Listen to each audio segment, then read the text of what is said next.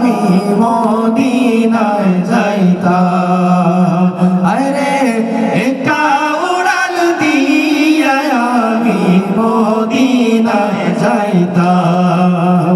যদি ছোট একটা পাখি হইতাম, যদি ডানা ওয়ালা পাখি হইতাম, একটা উড়াল দিয়া আমি মদিনায় যাইতাম।